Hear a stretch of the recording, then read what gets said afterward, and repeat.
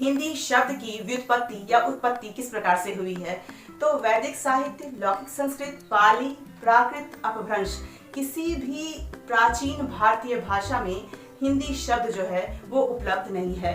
इस प्रकार हमारी भाषा का नाम हिंदी जो है वो ईरानियों की देन कहा जाता है। संस्कृत की स ध्वनि जो है वो फारसी में ह बोली जाती है, जैसे सप्ताह से हफ्ता, ठीक है, असुर को अहुर, सिंधु को हिंदू, इस प्रकार से बोलते हैं। तो भारतवर्ष की पश्चिमी सीमा के पास प्रसिद्ध सिंधु नदी बहती है और ईरानी जो है वो लोग क्या बोलते थे, वो लोग सिंधु को हिंदू कहते थे, ठीक है। और हिंदू से हिंद शब्द बना और कालांतर में सिंधु नदी के पार का संपूर्ण भूभाग जो है वो हिंद कहा जाने लगा और हिंद की भाषा हिंदी कहलाई। इस प्रकार हिंदी शब्द की व्युत्पत्ति हिंद देश के निवासियों के अर्थ में होने लग गई।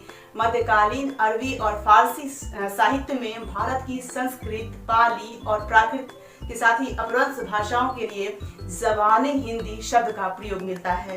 तो हिंदी शब्द का अगर विकास क्रम देखेंगे तो सिंधु, फिर हिंदू, हिंदू से हिंद और हिंद में ई की मात्रा जुड़ने से हिंदी शब्द की व्युत्पत्ति होती है। भारत में साहित्यिक भाषाओं संस्कृत, प्राकृत, अपभ्रंश से अलग जन सामान्य की भाषा के लिए भाषा या भाखा शब्द का प्रयोग होता था। बहुत सारे कवि ऐसे थे जिनकी रचनाओं में भाखा शब्द को देखते हैं, जैसे कबीर की रचना है कि संस्कीरत है कूप जल भाखा बहता नीर। इसी प्रकार जायसी की रचना देखते हैं, लिखी भाखा चौपाई कहे।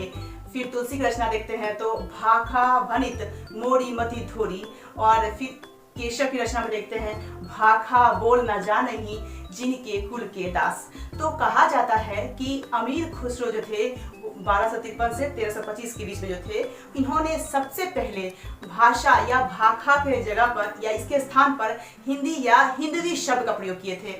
खुसरो के ही समय में हिंदी और हिंदवी शब्द जो है वो मध्य देश की भाषा के अर्थ में प्रचलित हो गए थे।